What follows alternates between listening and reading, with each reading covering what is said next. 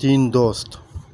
ایک دفعہ حضور صلی اللہ علیہ وآلہ وسلم نے اپنے صحابہ کرام کا اچھا اور بامعنی واقعہ سنایا۔ آپ صلی اللہ علیہ وآلہ وسلم نے فرمایا کہ ایک شخص بیمار ہو گیا، یہاں تک کہ قریب المرگ تھا، تو اس نے ایک دوست سے پوچھا، اے دوست، تم میری اس مشکل میں کیا مدد کرو گے؟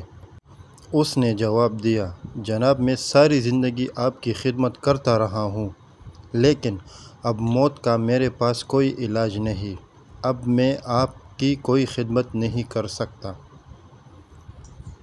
اس نے دوسرے دوست کو طلب کر کے اپنی مدد کا کہا۔ اس نے جواب دیا، میں تو آپ کے لیے صرف یہ کر سکتا ہوں کہ اگر آپ کا انتقال ہو جائے تو آپ کو نہلا کر خوشبو لگا کر دفن کروں گا۔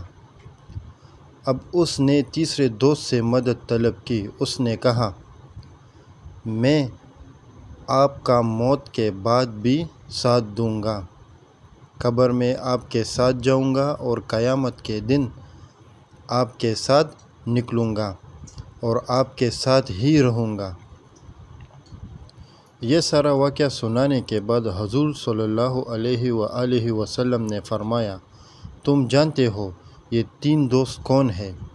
پہلے کا نام مال، دوسرے کا نام عیال یعنی رشتہ دار، اور تیسرے کا نام اعمال ہے جو ہمیشہ انسان کے ساتھ رہیں گے۔ سبحان اللہ۔